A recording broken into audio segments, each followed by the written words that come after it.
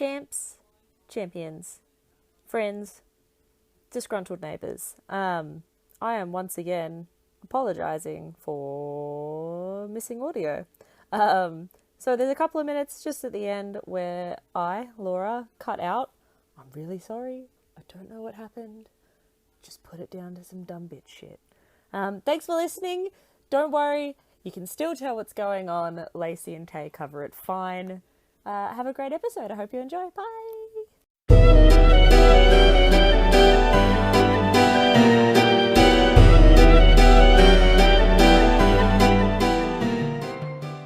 Double, double, toil and trouble. Some topics discussed may make people uncomfortable.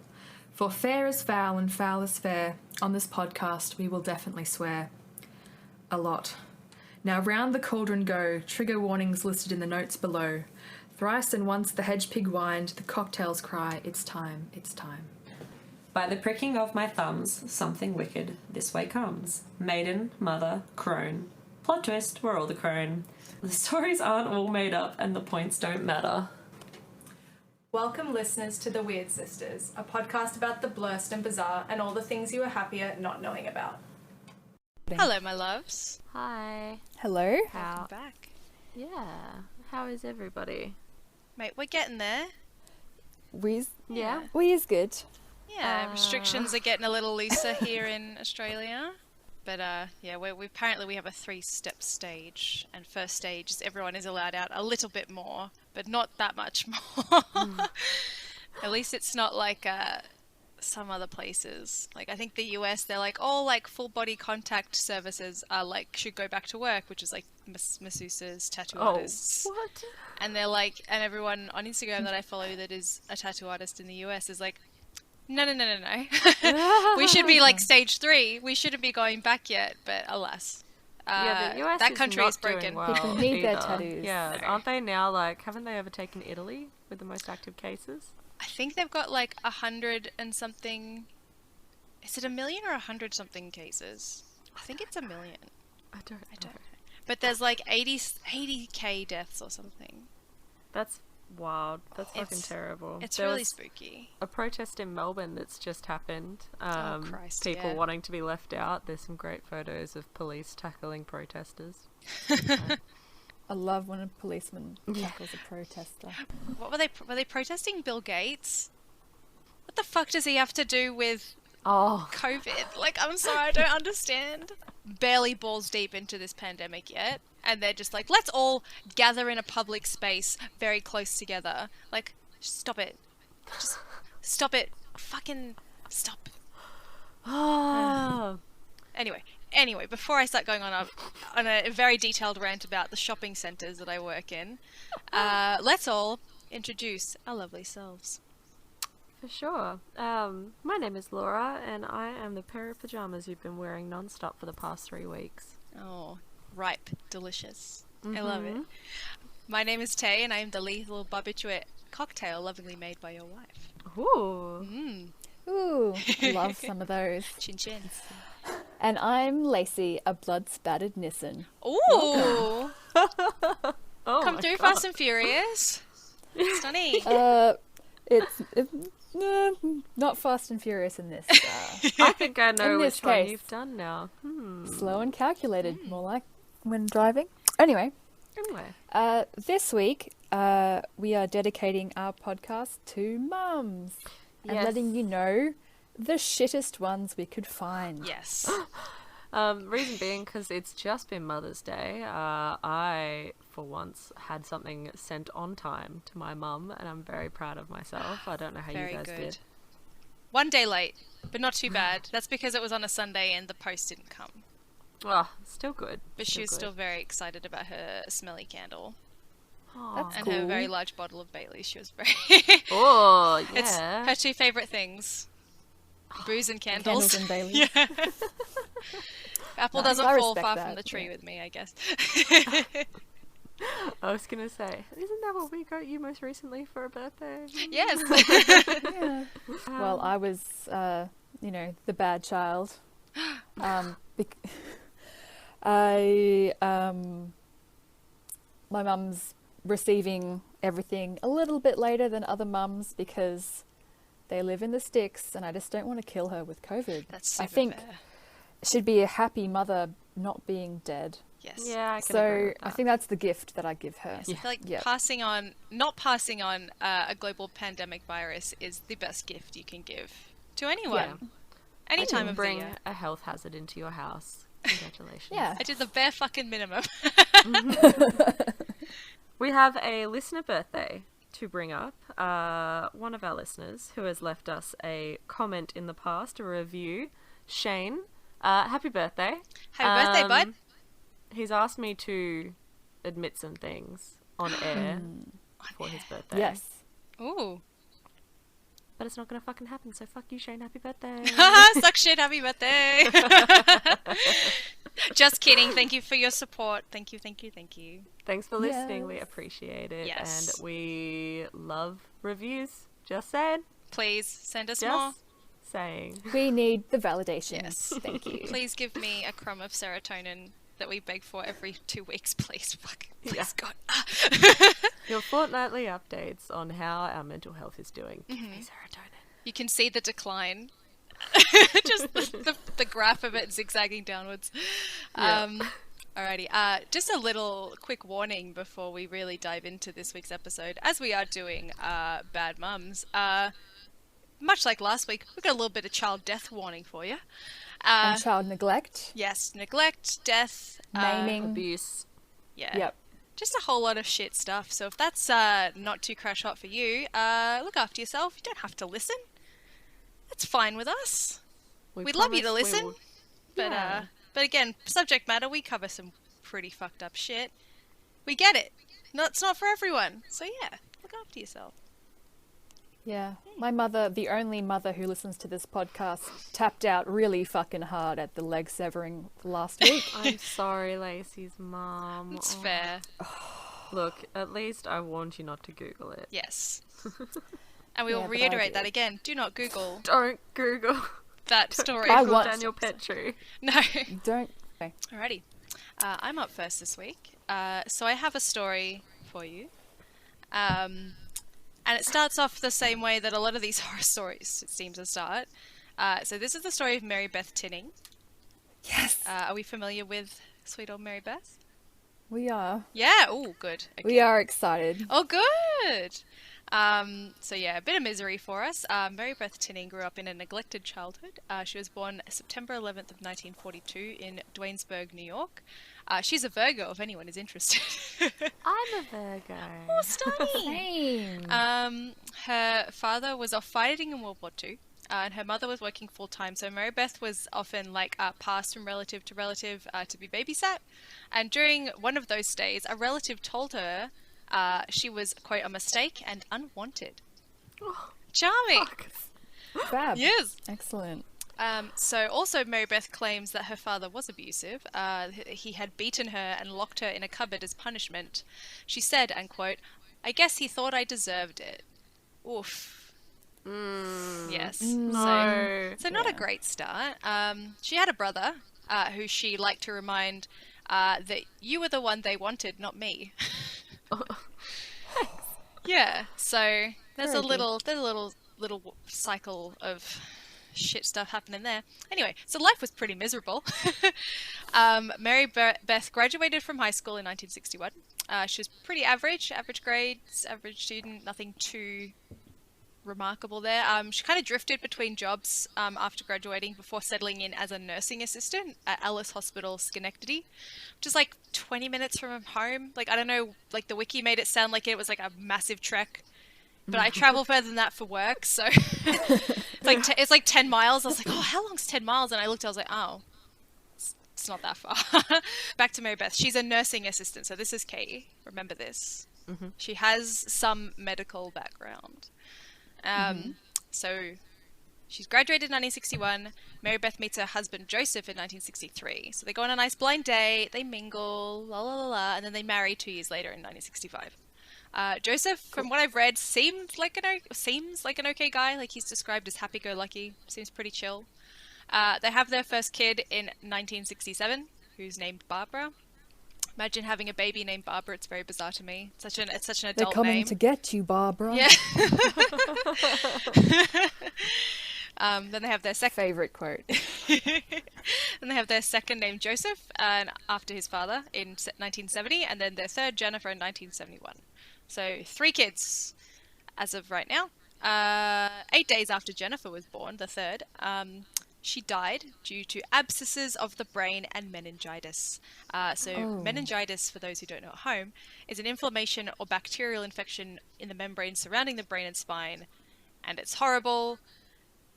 And yes, so that's like this just awful happenstance that happened. Like, imagine the grief of losing a kid 8 days after you give birth to it. That's like, like it is devastating. It's awful. From there, we shall transition into the child death lightning round. Welcome, ladies. Oh God. Yes. So we have Jennifer's death, 1972, January 20th, 7 days after. Mary Beth rushes baby Joseph to the hospital, where he dies due to cardiopulmonary arrest, which is like a heart attack. It's a sudden arrest that's failure of electricity in the body. It stops the blood flow to the heart. So he's gone. A few weeks later, firstborn Barbara is admitted to the hospital due to convulsions. The next day, Barbara slipped into a coma and died. Doctors related her death to Ray's disease, which is buck wild. It's a brain disease that causes personality changes, vomiting, liver toxicity, seizures, confusion, and loss of consciousness. Oh, what? Terrifying. Okay. Right. Yeah, so... New thing to be frightened about. Love it. Yes. Yep. So we've got 3 child deaths. All right, so we're gonna regroup. Following year on Thanksgiving, Mary Beth and Joseph welcome a new baby boy named Timothy. Days later, Timothy. Days later, Mary Beth returns to the hospital with Timothy, who is dead in her arms.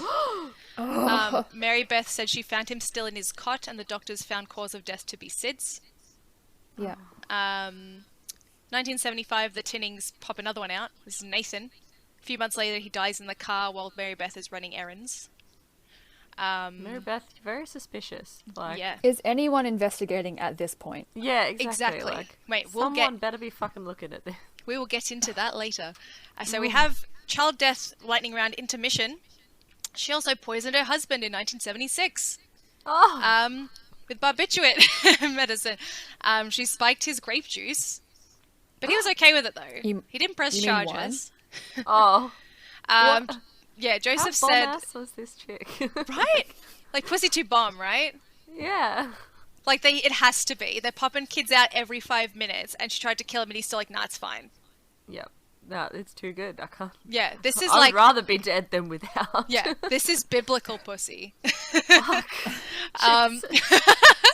So Joseph, like he says on the matter of his attempted murder, quote, "It's God's will. If it's God's will, that's what it will be." It's not God's will. It's not God's will. will. Exactly. What? So it's like, oh yeah, God told my wife to murder me. It's not her fault. It's his. No. Like, and he wants cool. it. So The I'm big cool man with it. upstairs has a fucking plan, and this plan is my death. Alrighty, so back to the lightning round. So the Tinnings don't seem to have much luck with kids. So they got pregnant again, but grew impatient while gestating. So they decided to adopt a child while they wait. In I mean, August, it's only 9 months, but whatever. yeah. So in August 1978, they adopt newborn Michael, and then in October, Mary is born. January 4th, in 1978, 4 months after Mary is born, they took her, drumroll please, to the hospital Oh shit! I would because never have guessed. allegedly Mary was suffering from seizures. Doctors and nurses revived Mary, and she was sent home. A month later, Mary Beth brings Mary back, who is in full cardiac arrest. Once again, the staff revived her, but the baby suffered severe brain damage and died 2 days later after being taken off life support. I'm shocked the hospital, like, are they going to like 5 different hospitals or some shit with all these different kids? Wouldn't you be like, hey, this woman's been here like 5 fucking times with different babies and they've died. Maybe we shouldn't let her take this one back home. Well, at this point, they live next to the hospital. Oh my fucking... Oh, So- so it's not like a it's- big deal. it's for them across to the drop- street. To pop across. Yeah. Okay. We Well, at can least see they her have to through the drive. window, Yeah. spiking her husband's grape juice. It's fine. And killing all the kids. Yeah. And then we have child number 8. Oh, fuck. Jonathan was born and died after being on life support for 4 weeks. So he's born, and then very soon after he dies. February 1981, adopted son Michael supposedly fell down the stairs and was taken to the hospital, get this, a month later. What? Because he, quote, wouldn't wake up. Oh my, Oh my god. Yeah. My God. He died in the After a hospital. month. Yeah. The theory that Mary Beth's worm was her worm. Would you still love me if I was a worm? I would. Thank you. The theory that Mary Beth's womb was cursed was scrubbed because non-biological Michael had also died of mysterious causes. Dun, dun, What dun. if? Just throwing this out there. Yes, but please. what if she's fucking murdering them? What? Like, I just, That's crazy So talk. crazy. I don't understand. I know, and this is what made me so interested in this story. Is there were so many suspicious deaths. Like, Yeah, and- who's So many people have to just not give a shit. exactly. But also, like, I don't know. Did they give a fuck about any kids in the 70s? Who knows? What's Well, a there was that seatbelt? thing? Yeah. There's something that I read, and I haven't looked into this properly, but I read this a long time ago, and I thought it was really interesting. Like, children have been expendable for a lot of history. Like, now God. we are over the top. Like, you know how you never really see kids die in movies now, and if you do, it's like the whole plot. Like, that's Yes. the worst possible thing that could happen. Children dying is just terrible. So, like, but it's not always been that way because you could make more. Like, that's sort of what a lot of people looked at kids as for a long, long time. They're like, well, that one didn't work out. Time to pool the resources and do some more. But when they started putting kids on milk cartons back in, like, the 50s, that sort of changed how a lot of people looked at how expendable kids were. It just changed the whole perception in Western culture, apparently, about children and how important they were and, like, a child's life versus the importance of an adult's life. It's super interesting. I Oh need my to look into gosh. it more. That is really interesting. Yeah. God, my media studies class had a field day. Yeah. That's really interesting. The channel of the try and milk find carton it. changed the Yeah. decoding of a child's worth. Fuck. Okay. It just reminds me as well of like another story I almost did where it was a woman from like the 1800s like killed all of her husbands and all of her children for like money. Beth Like- Gunning? Come through, Belle Gunness. Yes, Bill Gunnis. That's Yeah. it. Like she's like, oh, like collecting all their life insurance policies and stuff. She just kept fucking killing them. That woman was ruthless. Right? Oh my god, it was really cool. And I was like, nah. This one's a little bit weirder. But Disappeared. They, Yes! she disappeared completely. she buried a body to like impersonate herself, and then off she went. I know. There you go, we have guys. to cover it one day. Yeah. One day we will cover it for you. A mini story within a story. All right. So we get to the final child in August. Oh, ow! I just hit myself in the headset. Okay, start again. Oh! So we get to the final child. August 1985. Daughter Tammy Lynn is born, and surprise, surprise! In December she is dead. Cause of death: smothering. Oh! She was Oh. smothered. So she couldn't blame anything else this time. No. There's definitely foul play. Yes. So after all these sus deaths, like we've said, the police and the child services are finally like, hold up, something's weird. It's like, after what, 10 kids? 9, Did I lose yeah. count? 9, Yeah. okay, that's fine. So Yeah. 6 autopsies were performed on the tinning children, and results showed no signs of abuse. However, is it not just a little bit sus? All of the kids dying months apart, their deaths are quote natural, unknown causes, or like extremely suspicious. I believe it was Nathan who died in the car. Yeah, like he just dies in the car. Nah. Like I can't get my head around it. So police ruled all the deaths suspicious except for Jennifer's, who died without leaving the hospital. Like she died from meningitis. Yeah, That was a thing. So in police custody, Mary Beth confessed to the murders of Tammy Lynn, Timothy, and Nathan, but she was only charged for Tammy's. No idea Oh. how. Okay. They just needed one, and that was one and done. Yeah. Kind of done. Yeah. She also made $100,000. Like she paid her bail money. I don't know how she Oh, did shit. it, but she waited out her trial out of custody. So then we get to the trial. She was torn an absolute new one by her pediatrician who testified against her, Dr. Ford, for not installing baby monitors for SIDS after the first deaths. He's like, what the fuck? We told you to do this. And you didn't. And she's like, well, I wanted to kill him. Yeah, she's so like, well... Yeah. that would have been counterproductive. Yeah.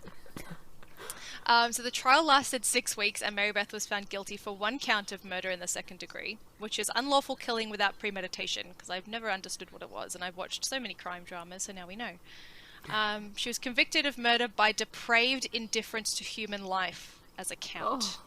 Oh. So I looked it up, because that's an actual term. So depraved indifference to human life is intent to harm without meaning to kill them but killing them anyway. It's not quite manslaughter, it is murder.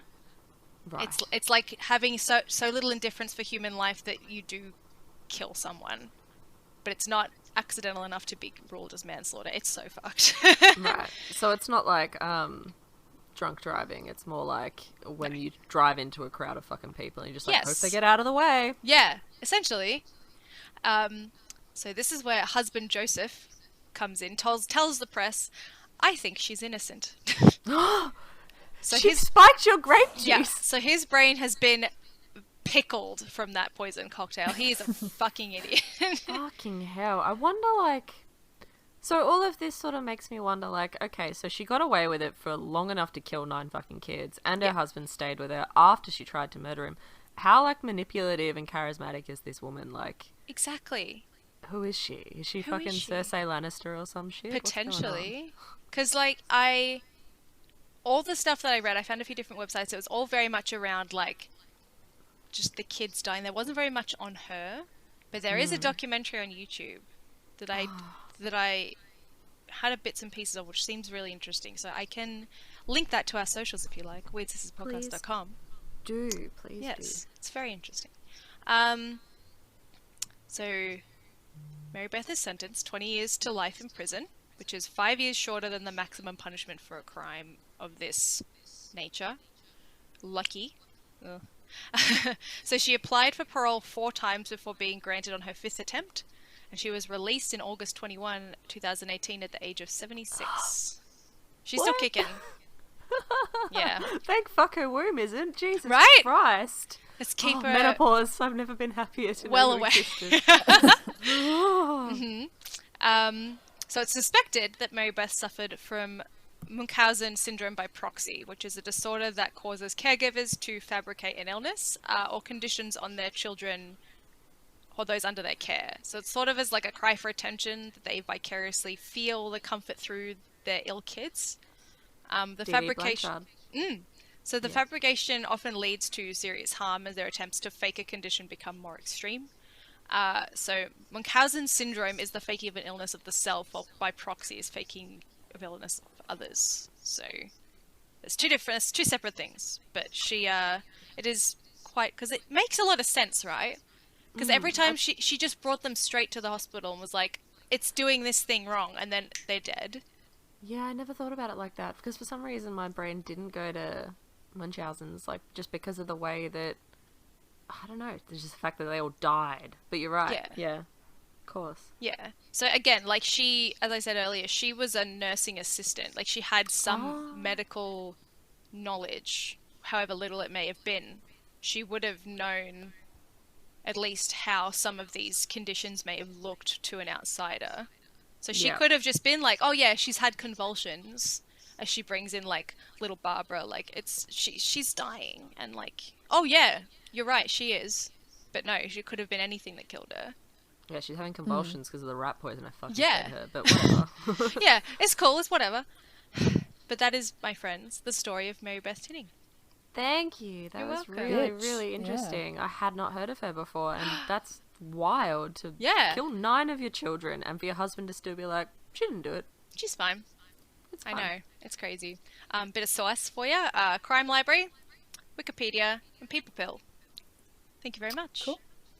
Never heard of People Pill before. Neither did I. I found it and I was like, okay, it's fine.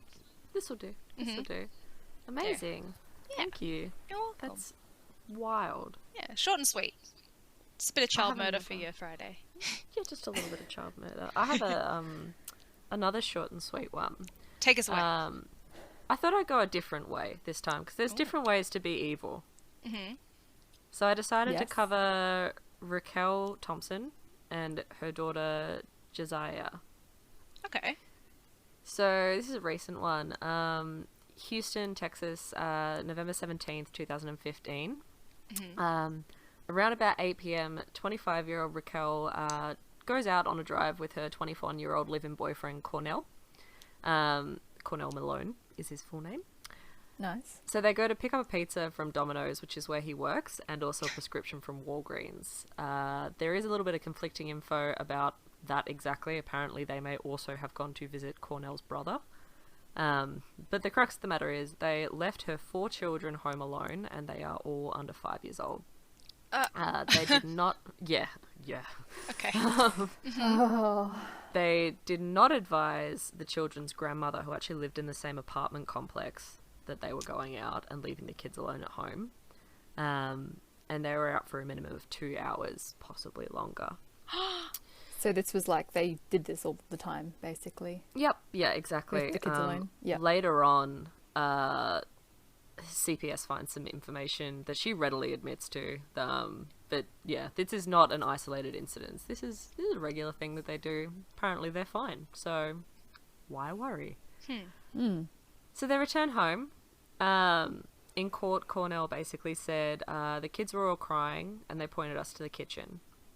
He said that when he and Thompson walked into the kitchen, they noticed that the oven had been turned over. It's a standalone oven. It's not one that's fixed into the wall. Okay. Oh, yeah. Okay. Yeah. So Malone said he lifted it, and the 19-month-old baby Josiah fell out of the oven. Court records show that 2 of the children, who were both 3 years old, told investigators that one of them had put the baby in the oven and the other one had turned it on. And this is where my mum checks out of the second podcast. Yep, I'm sorry. She gave it another go. Doing this. I keep doing this. I'm sorry. I'm not good It's- at picking nice ones. No, it's good. It's fucked. Oh my god. Fuck. Yeah.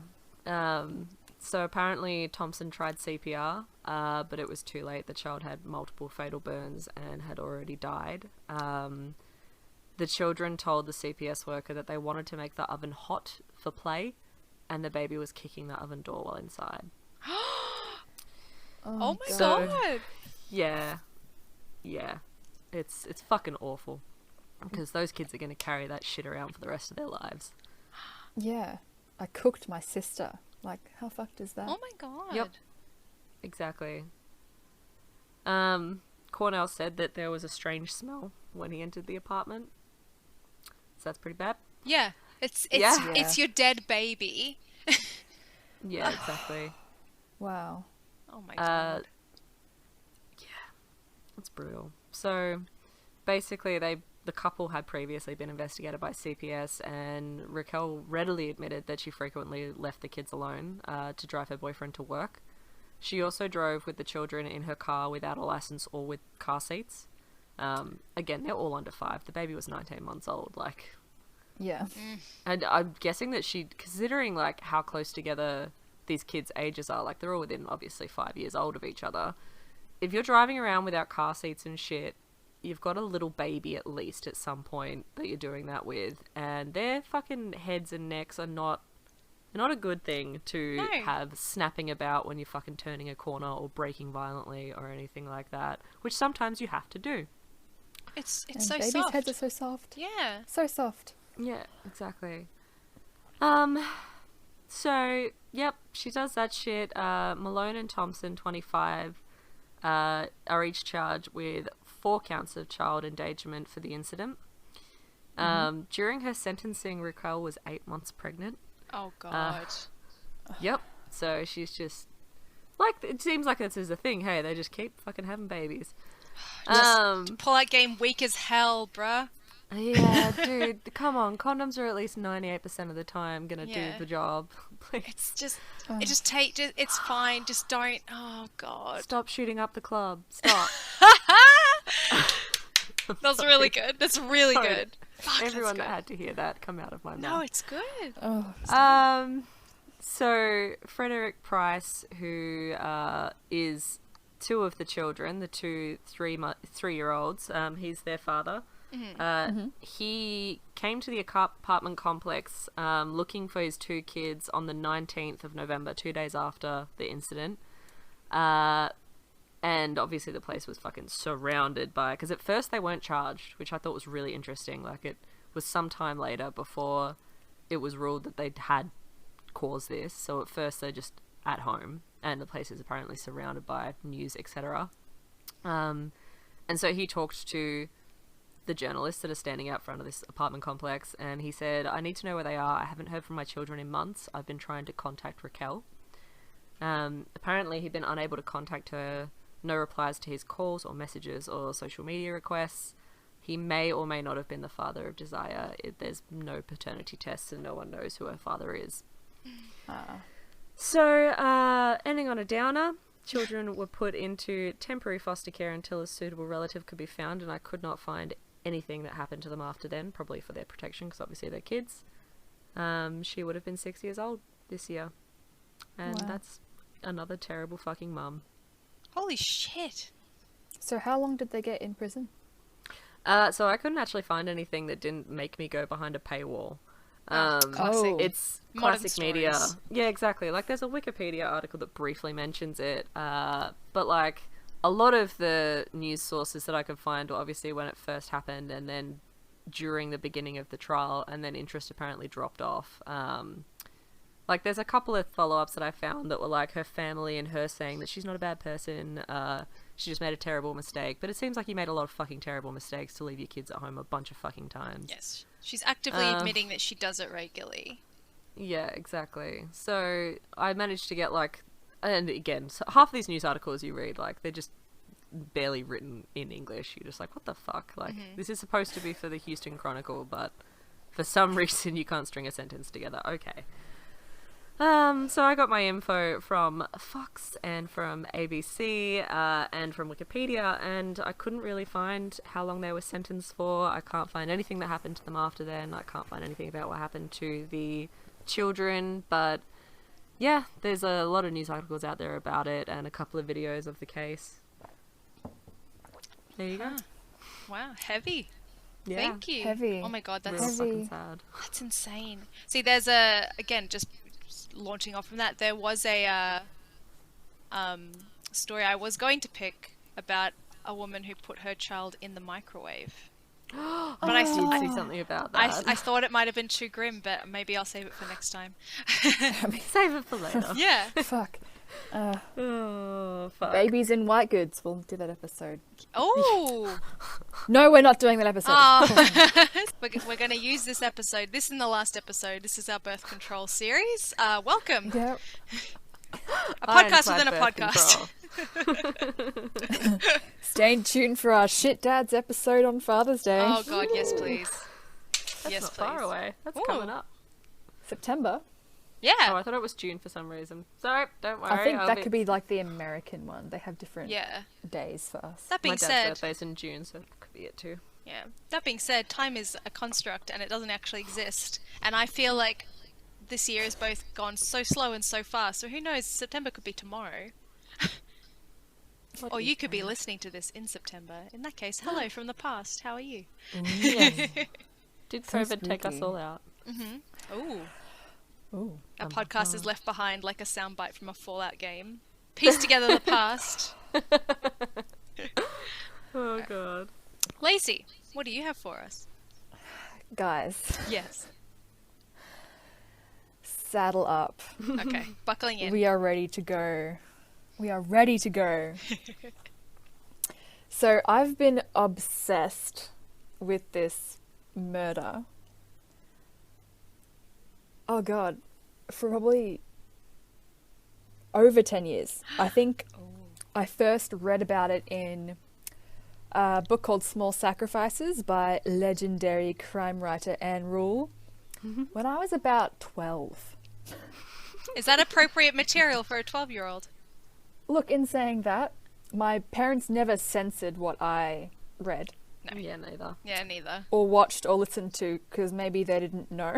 Potentially. But also, I had a very high reading level in primary school. Mm-hmm. So I was reading like the books that I would find at home or the books I would find in the library that I liked the covers of, and usually they had like brutal fucking blood and everything. That's what I was into. But Goosebumps was apparently too scary for me. No, that's terrifying, of course. No. Are you crazy? So Anne Rule is probably best known by her most famous work, A Stranger Beside Me, which documents her friendship with Ted Bundy when they worked at a suicide hotline together. Fucking hell. And he would walk her to her car every night because there's a killer out there. He was walking her to her car to be safe. Oh! And he was doing all the killing. Yeah.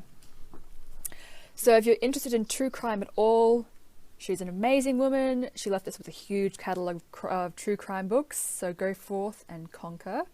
They're great quarantine reads because you never want to go outside again.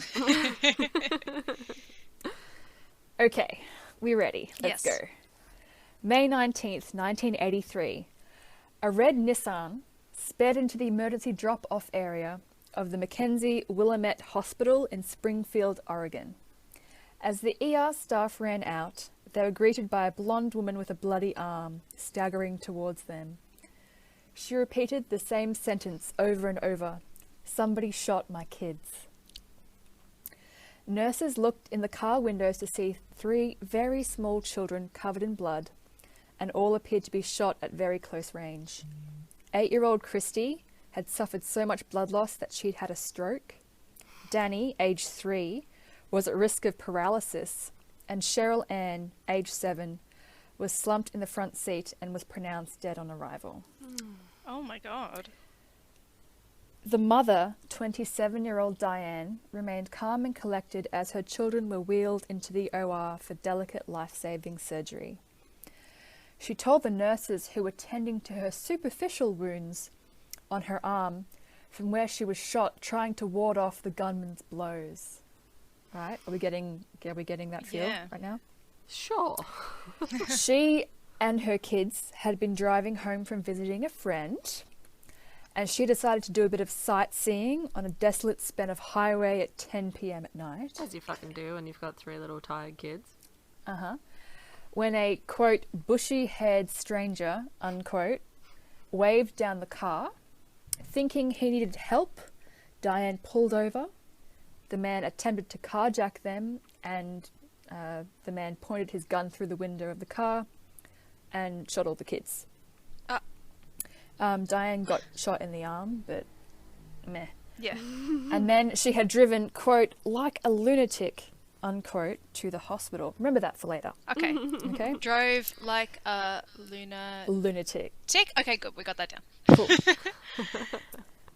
So the sheriff noted that Diane's injuries were minor, and she hadn't lost much blood because she had taken the time to wrap a towel around her arm before she drove to the hospital. Oh, so clever. So responsible. So wouldn't you, if you had a towel, wouldn't you put it on your kids? Yeah. Right? You know? Because they were shot up. Yeah. Shut up. Shot up. So when Diane was given the terrible news about the death of Cheryl Ann, she accepted it with grace. And when told that Danny had a chance of surviving because the bullet had hit his spine and not his heart, she replied, perplexed, "Do you mean the bullet missed his heart? Gee whiz." Gee That is a whiz. That is a direct quote. The 80s is fucking wild. Gee whiz. Gee whiz. Oh my god. Is this an after school special? Yeah, look, I'm gonna be like giggling a lot in this, and it's gonna sound like I'm heartless as fuck, but it's in part because I've heard this story and I know how fucked it is, and I'm just getting ready for The wild ride. yeah. Oh, It's yes, more I incredulity. I don't know how to fucking say that word properly. Oh, she's Incredity. hilarious. She this is. bitch. She's super is, and so ridiculous. Oh, please take me further. Take me deeper. So the stroke that the eldest child, Christy, had suffered affected the left side of her brain, which controls the speech. But doctors hoped that because of her youth and with some therapy, she might regain the ability to talk, even if it's like partial. So Christy couldn't talk, but she was able to communicate in other ways. Nurses and investigators were in the room when Diane came to visit Christie for the first time after her operation. When Diane approached, Christie's eyes bulged over the oxygen mask.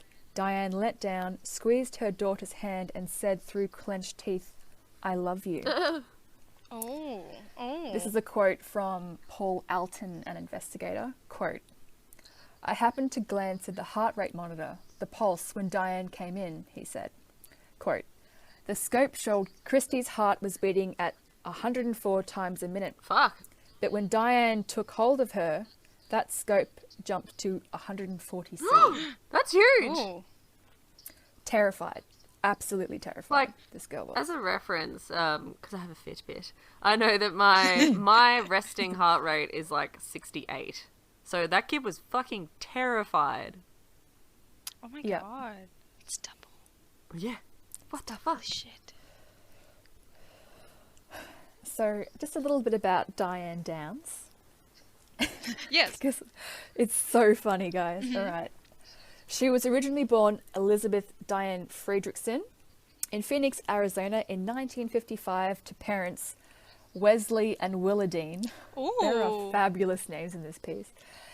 She met her husband, Steve Downs, at high school, and they were sweethearts. And she continued dating even when she enrolled in college. She went to Pacific Coast Baptist Bible College, right? Where she was expelled after only 1 year for promiscuous behavior. Okay. Isn't that what you do in college? Like all those bet American it's like- movies tell me to get your fuck on, Yeah. and she Yeah, and but she's just like, fuck a pie. Yeah. just like, whatever no, you this need. is Bible college. We Bible don't college. do that here. I didn't read the brochure Extremely properly. conservative. Fuck. So I looked up this college Yes. to be like, to sort of see the vibe. And they're incredibly conservative, but their only notable alumni is Diane Downs, child murderer, Oh. and a guy called Ralph Shorty, who was an Oklahoma senator and a convicted child sex trafficker. What the fuck is happening at this fucking... Oh, that's not a good track record, hun. Oh no. Guys, Fucking guys, God. yeah. I don't think they know how to take it down. The Christians don't know how to work Wikipedia. All right. So after, the Bible college thing, she ran away from home and married Steve Downs. Christy was born in 74, Sherilyn was born in 76, and Danny was born in 79. The couple divorced in 1980 because Steve thought Danny was the result of one of the many affairs that Diane had, and also because he had had a vasectomy in early 1978. Oh, okay. Whoa, promiscuous girl, ever you are. Oh, yeah. Oh, yeah. Oh my God. How do you explain that? You're like, honey, you know that vasectomy you got? It didn't take. Are you sure? Because the doctor said it fucking did. Yeah, Yeah. because they have like a range of time where you can't get down Yeah, you- because it's not quite there yet. But it's Yeah, but Yeah. I ran the numbers and no. No. Not this kid. devil's advocate. There's still cummies after a certain amount of time. No, not coming. Continue. So Diane had like a lot of affairs, but a lot of the time it was with like married men. I think it was kind of like, what, like you want what you can't have kind of thing. Yeah. Yeah. I've lost count of how many men they were.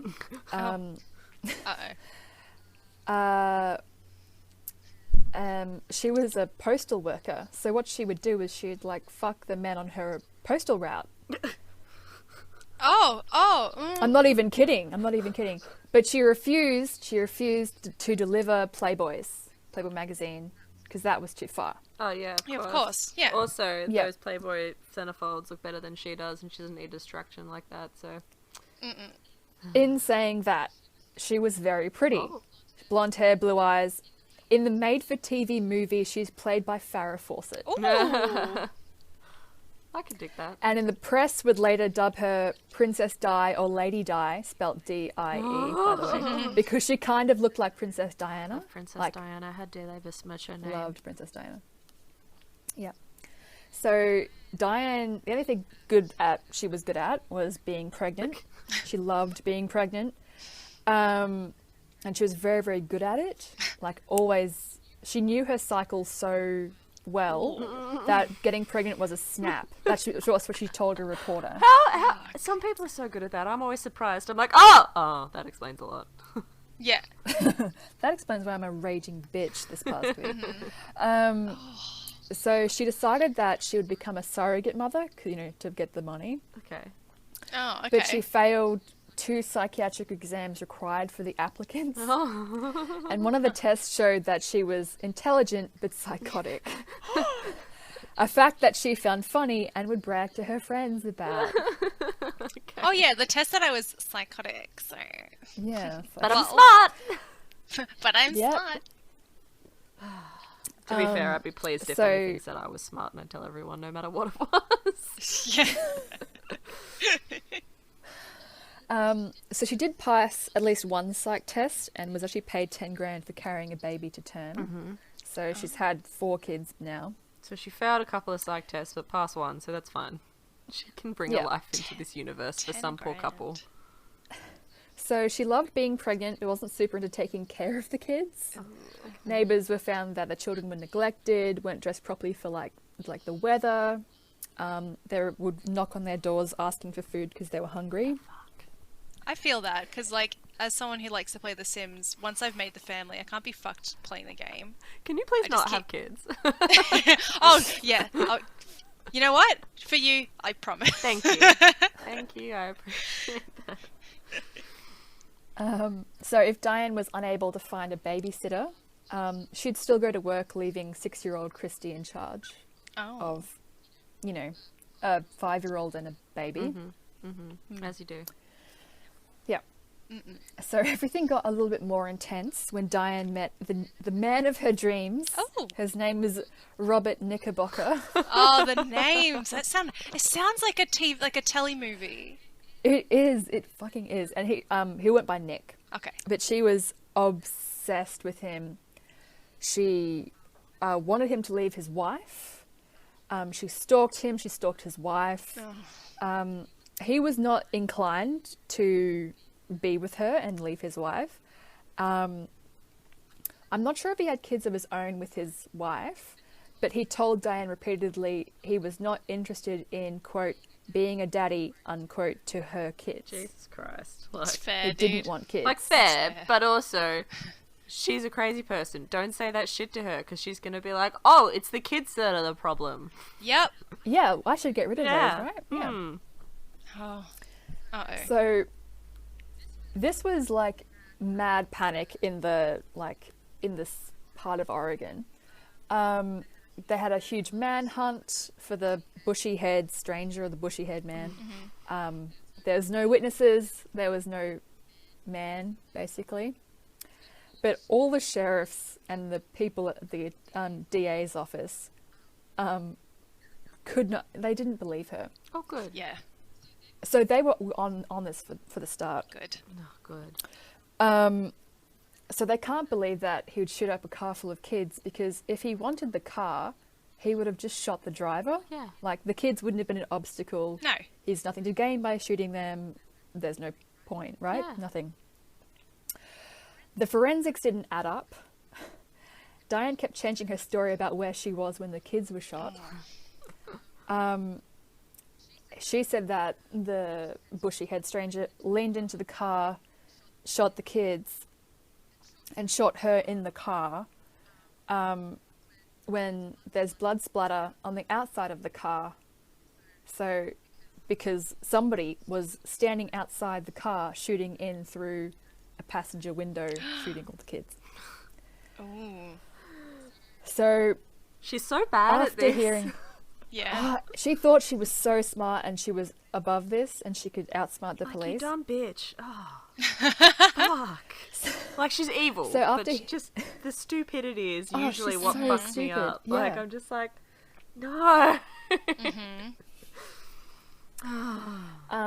So after hearing about Paul Alton's experience with Christy and the reaction when Diane was in the hospital, Assistant DA Fred Hugi amazing man, ordered round-the-clock guard on the children. He also ordered that the children would not go back into her custody. Bless you, Fred. He also commissioned a child psychologist to remain at Christie's side during the day and build up trust with her and counsel her if she needed it. Mm-hmm. So basically, the stranger is looking after her kids more than she ever did. Holy Yeah. shit. When people do their job right. Amazing. So nice to hear So- about after 9 fucking kids got killed in Tate's story and no one was Yeah. like, Not great. Not great. So the most famous thing about this case is the interviews she gave the press. Oh. She loved the attention. She was the biggest attention whore in the world. She gave interview after interview in full hair and makeup. of course. They're all Mood. on YouTube, including a very memorable full reenactment of the crime. Oh my Oh. god. Where Diane laughs and flirts with the male anchor while talking about how a man shot up her kids. Ah. She's really laughing. She's like having a great time. She's cracking jokes as well. Lady, some In an- decorum. Come on. Yeah. Oh, she had none. In an interview, when the anchor told Diane how lucky she was, Diane replied, and I quote, "I don't think I'm lucky. I couldn't tie my own damn shoes for about 2 months. The kids are the ones who are lucky. If I had been shot the way they were, we all would have died." What the fuck? She couldn't tie her own damn shoes because she was shot. It's all about her. Yeah. In all the interviews and everything, it's I and me and how this affects Yeah. me. Massive narcissist. Massive narcissist. And she's 100%. actually, and psychologists like dubbed her a narcissist and a histrionic, which means like it's the attention-seeking part of the psychosis. Yeah. So the kids are just And- tools to getting the attention.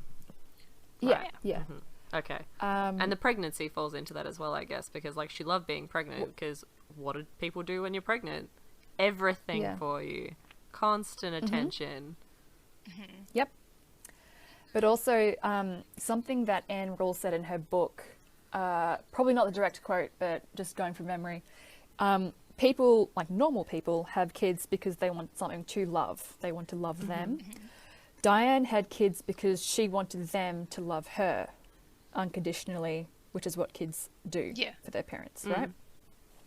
So that's how warped everything was. Super fucked up. So all of these interviews recorded how her story changed, all the lies, all the weird fucking behaviour, and they were all able to be used in court. So normally, like, the police discourage, victims' families from speaking to the press, and they were like, let her go, let her speak, she's digging herself a fucking big grave. Awesome, she's doing our job for us. So the weapon that was used is a .22 Ruger semi-automatic pistol. Diane admitted that she did have guns, because it's America and we all have guns. This is America. She owned a .22 rifle and a .38 caliber handgun. But the police interviewed her ex-husband Stephen Downs and her lover Robert Knickerbocker, and they were like, "Oh yeah, she has those 2 guns and a .22 Ruger semi-automatic pistol. She has one of those too." No fucking way. Does she not Jesus. think that like her husband and her lover and shit, who've obviously seen the guns, and she knows that they've seen the guns, because like you don't Yeah. stumble across guns and be like, oh, these must belong to blah. You have to see them with them and then be like, this is my gun. You're like, all right, cool. Was she just So like, the- nah, they won't say shit. Yeah, I don't know. I have no idea. So the police could never find the gun, but they had the shell casings and the bullets from the crime scene. And when they didn't get a warrant for her house because she allowed them to search her house. Okay. And they came across bullet casings and bullets Okay. that she must have like just fired at her house, more like a countryside vibe. Yeah. Okay. And they were able to match them to the bullets that she put in her children. So it was the same gun because they have those grooves that like come from that specific gun. Yes. They're all different. So they didn't have the murder weapon, but they had the bullets, and it was enough to. This fucking Also, dumb the Ruger- bitch. Oh my god. This .22 pistol was registered to her. Well, she legally owned What it. the fuck? It wasn't like, under the counter style cash vibe. The stupidity! Also, remember when we talked about driving like a lunatic? Yeah. Oh, hang on, my notes. Yep. Lunatic. Notes? Yes, here it is. Yep. Can you lunatic. please read that Yep, back to here us, it is. Tay, just in case? She drove, quote, like a lunatic to the hospital. Thank you. Fab. Great. So a man came forward and he said he wanted the police to know all about the night of the 19th of May when he was on a highway going into Springfield when he came across a red Nissan driving at a top speed of 11 kilometers per hour. It was dangerous because it was a fucking highway. Yeah. So he had to Yeah. pass her. And he thought that this was weird, what the fuck. Why she was driving at 11 kilometers per hour? It's Yeah. been thought that Diane was driving the speed because her children were not dying quick enough. Oh my god. And she could still hear them moaning. Oh my, my god. That's sinister. That's fucked. You're literally listening to your kids gurgling on their own blood and shit that you fucking Death shot rattles. them with. Like, and that's such a... It's not a common way for mothers to off their kids. No. Yeah, poison is usually the Yeah, vibe. poison, smothering, Smothering. drowning. Like, Yeah, there's a lot of drownings I read about in my research with other mothers. Yeah. Yeah. exactly. It's not very often that it's such a, like, physically violent act of, like, penetrating the child's skin in any way. To shoot Yeah. your kids and then drive 11 kilometers a fucking hour to the hospital just being like, wish they'd stop making so much fucking noise so we could go Yeah, to the getting- hospital. Getting blood on the upholstery. Oh my god. Yep. Like, Yep. I guess it all ties in with her narcissism and stuff, though, because it Oh, is a she very... actually did. Yeah, Yeah. she actually did have that quote saying how all the blood had fucked up her new car. I remember that. I remember, Fuck. like, yeah, hearing about that. That's fucked up. Because it all ties in with her narcissism, like, this, like, show pony Oh. death of her kids and Crazy, stuff. crazy, Yeah. crazy. So during that police search that, when the police searched her house, fucking dickhead. I can't speak English today. It's fine. Police found her batshit crazy diary. That She kept had- a diary, yes! Yes! she wrote Take us to church! every day, take me to church. She wrote obsessively about her love life with Robert Knickerbocker.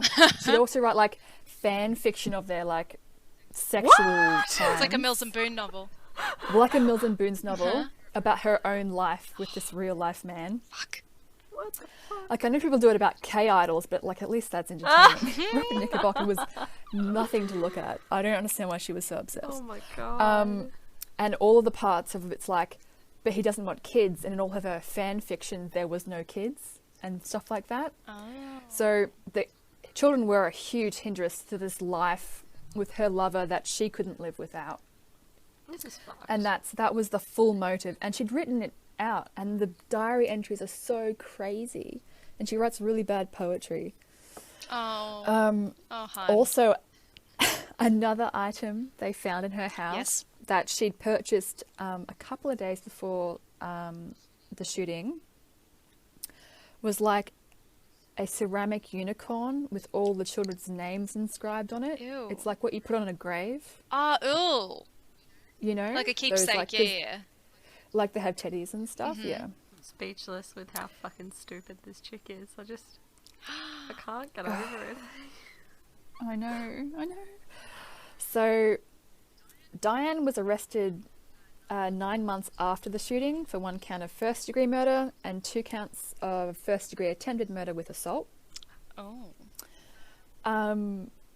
Do you know the difference between first and second degree? Yes, because it was... Yes. I did my research. Because Nice. first degree is Fully planned. premeditated murder. It Yep. was planned. Super planned. Yep. Very fucking planned. Very planned. So, that was good. So they waited the 9 months because although the DA's office and the sheriff had all this pressure to get the arrest, all that kind of stuff, they were building a huge case so they could convict in court. They wanted that rock hard conviction. Yes. Rather than an arrest and then we don't have all the details kind of thing. Some of the witnesses that were called to the stand, I've got some great quotes by some nurses and doctors in the ER when it all happened. Nurse Rose Martin, quote, "She asked how the children were, and I told her the doctors were in there working on them. And then she, the mother, laughed, and she said, 'Only the best for my kids,' and laughed again and said, 'Well, I have good insurance,'" quote. So Dr. John Mackey, who was in charge of the ER, and he's also a surgeon, children coming in with chest wounds is the worst. Yeah. Worst thing ever. God, children in hospital in general, it's just sad. Yeah, and some of the nurses, when they were working on the children, were crying because it was so horrific. Oh my god, that's really sad. Yeah. So Dr. John Mackey recalled an observation of Diane, quote, "She was extremely composed. She was unbelievably composed. I couldn't believe she was a family member. There were no tears, no disbelief, no, why did this happen to me?" Unquote. Man, she's not even good at pretending that she's fucking upset No. about this. She's just relishing in it, isn't it? It's awful. And an X-ray technician, Carleen Elbridge, I think that's saying, yeah, we're cool. Elbridge is what we're going with. Okay. Diane had this conversation with her and was complaining about having to be seen in public without makeup. Oh. I mean, So all of these people, took the stand. All these people took the stand, but the most important witness who took the stand was the now 9-year-old Christy, who regained her speech and testified against her mother. Yes, Queen! Yes. So between the trial and the verdict and the sentencing, the court had to be recessed. Why? Because Diane was pregnant. Oh my god! Again. Again. She chose, because she was free and she was out, Howen. on her doing whatever, doing men. Feeling her oats. She chose somebody on her male route, her male path, for her route, and she rocked up with his house with a bottle of whiskey and some weed, and The weight of many men's knew her heart. sight, and she was pregnant from that thing. Oh, Christ. Just Because makes me being think pregnant of... got her sympathy. Well, yeah, it just makes me think of pleading your belly. And delays the trial. Back in medieval times and shit. Being like, I'm pregnant, you can't kill me. They're like, Yeah, okay. you can't kill Guess me we can't. until the things. Yeah. Then you just keep, banging fucking the guards and hopefully just keep Yeah. that stream of babies Just going. keep banging the Hopefully something will stick, Yeah. so to speak. So she gave birth to a girl who she named Amy. The father didn't want anything to do with her. The baby or the murderer? The baby. Oh. Now Both. you've got another But he baby, and Knickerbocker doesn't want babies. What are you going to do? I don't know. So she was adopted out from being a newborn, Oh, okay. and she and her family renamed her. Bless that family. And she's now Not dead? she's Happy? now happy, got a good job in child. I think it's like child like safety and shit like Oh, that. cool. She works for like councils and things. Oh, yeah, like protective services. Yeah. Yeah, cool. That's wonderful. Mate. So Hell yeah. as for Christy and Danny, Danny became paralyzed from that Oh, God. bullet to the spine. Fuck. But they both moved into their home of their newly loving adopted parents, Assistant DA and lead prosecutor Fred Hugi and his wife This Joanne. part always makes me feel so happy. That's really So- cool. The guy who made sure that they were protected and they had all the counselling they needed became their parents, which I think is fantastic I and beautiful. heard a quote Not all from cops him. are bastards. Yeah, exactly. Oh, he was a prosecutor, so Oh, there you go. Not all prosecutors are bastards. not at all. I heard a quote from him once which just like tugs your heartstrings so hard. He said that the first time he saw them for like organizing the court and everything like that and making his defense, not his defense, his whatever you call it, I forget. Case, that's it. He said he saw them and basically it was something along the lines of like, I looked at them and said, those are my kids. And he's like, yeah, they're my kids. That's it now. They're my children. Heart. It's so sweet. It was the most beautiful thing ever. I was like, fuck, such good people. It's really good.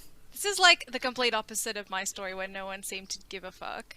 Yeah, exactly. Yeah, so It's like everyone was hands on board, like, we gotta fucking save these kids. It's good. You're right though, it's a Yeah, complete very opposite to hands-on. usual. Like so many times when you listen to this sort of thing, it's like the police didn't do a very good job. They like dropped the there ball. was no resources. Yeah, exactly. People didn't believe things. They didn't collect evidence properly. In this one, everyone's like, she's the fucking murderer. Keep her away from the kids. Fucking let her talk to the media. Let her do whatever she wants. Take care of these children. Protect them at all costs. Like, yeah, it's nice to finally see, even after all that horrible shit, someone doing their job properly and giving a fuck.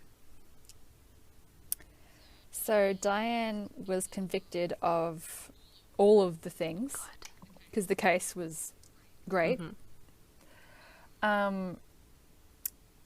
And she's never taken responsibility for the shooting and has always maintained her innocence, which means every time she goes up for the parole board, she's knocked back.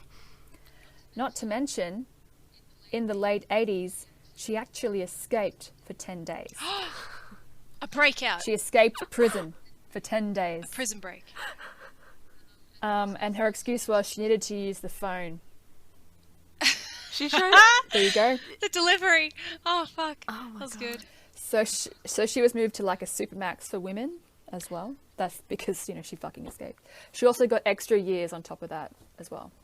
Yeah. So Diane will be up for parole in 2020. Oh. So it still hasn't happened yet. And also I've, by the way, there's a lot of coronavirus in her women's prison. So Oh, we all live in hope. Yay. Ha. Yeah. Okay, sources. Wikipedia, Murderpedia. A fantastic profile on thoughtco.com by Chris Montaldo, and the documentary Mother's Sins by American Broadcasting Corporation on YouTube. Amazing. And Rule for everything. Thank you. There we go. Thank you. Amazing. Wonderful. What a fucking wild ride that was. I aim to please. Yeah. I think that one wins Worst Mother. Oh, they're all pretty shit, They're, man. Yours killed 9 kids. Yeah, they're all pretty shit, but I feel like her especially because there is so much about how awful she was as a person, not just as a mother. Like that's fucked. Yeah, happy Mother's Day, guys. Happy Mother's Day. I'll call her, tell her not to listen to this one. Yeah. And being the annoying teenager I was, she probably thought about it once or twice. Oh. Alrighty, guys. Shall we That's it. close out? Yep. Stunning. But we'll leave the child death here for now, ladies and gentlemen. But can I please end this with Tay's quote of the week? Yes. Quote, I don't want to do university anymore. I want to be a toad in a creek.